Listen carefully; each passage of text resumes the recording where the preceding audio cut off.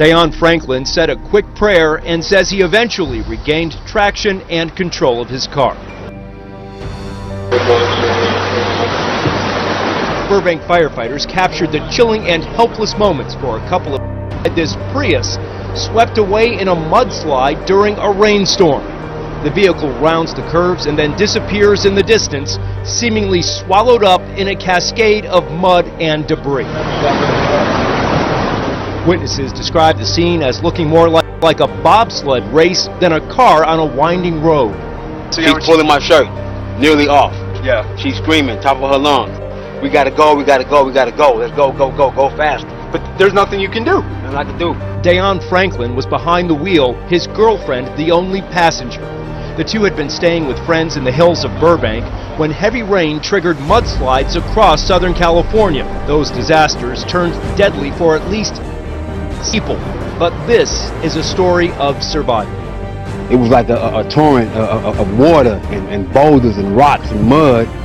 They're saying the basin up on top of the hill may not hold, so they evacuated everybody. The rain died down and so did the flooding, and that's when this group decided to jump in their cars and go. But Desionne and his girlfriend couldn't outrun a natural disaster. When I got halfway down the hill, I just felt this burst of water. Like a push. Yeah. Now, what's not shown in the fire department video is after we hit that corner, was when the car hydroplaned all the way down the hill. I had no steering, no brakes or anything. Right before the river goes into the runoff creek, I got traction and was able to go up the hill and get out of there. This car came rushing down the same hillside, the same road. Luckily, no one was inside at the time. As you can see, it is now mangled and filled with mud. Desionne Franklin said a quick prayer and says he eventually regained traction and control of his car. Mr. Franklin is originally from Dallas, Texas. He told me today he loves living here in Southern California with all of the sunshine, but he says sometimes people do have to pay a price. Live in Burbank, Chris Wolfe, KTLA 5 News. Man, look at California.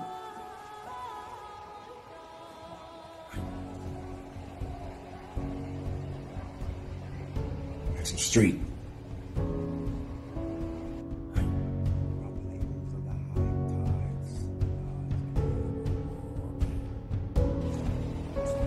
Good afternoon, everybody. You know, we just got the latest numbers from officials out here on who's missing, and we hate to say it, but the number has drastically increased. Now, officials saying 43 people out here in Montecito are still considered missing. 43, and this is based on accounts from family and friends who have not been able to find their loved ones in a number of days. So officials are trying to locate these people, and as the hours go on, the grim reality is the hope of finding them alive dwindles as well. Moments ago, we had a search dog, a cadaver dog, going through this house and indicated that there might be a body inside. So for the past few hours, crews have been going in with equipment and basically digging this whole house out. But if you see how much debris was inside this house and in the yard, it's several feet deep. When you have a situation like this, it's extremely difficult to find anything or anyone. Turn around! The flash flood's right there! The flash flood's right there! Get out of here! Go! Oh my God, Mom!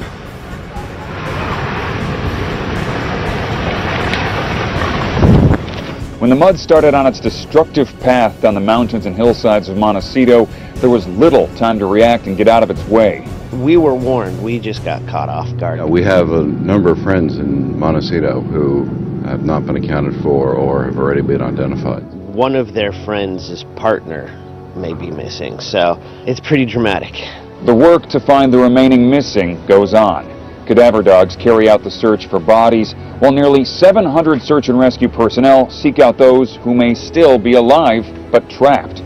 Before the storm, officials say they had an idea of where some of the mud would wash down, but they didn't know every location. You can see the high water mark there on my house, and then you can see across on that mud fence, and just this whole street, and this all the way to the river, all the way 4 houses down, was nothing but a sheet of debris. Jacques Marcelac told us if he had not recently added a second floor onto his home, he and his family would have been killed by the rampaging mudslide. I heard some trees crack, and my family heard trees crack. We all went up into a loft, and about 3 to 4 seconds after, we just heard this, and all of a sudden there's furniture floating down my hallway, and then, you know, trees and rocks and everything just right in my living room, and then it just filled up like a tank.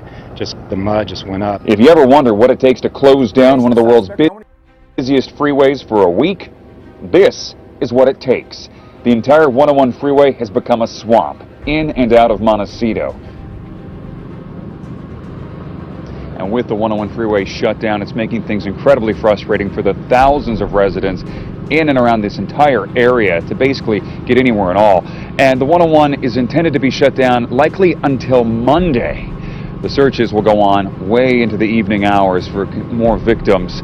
We'll stay on this story and update you with what we get. Live in Montecito, I'm Steve Cooge, KTLA 5 News. Micah Sherrill, send it back to you. Steve, thank you.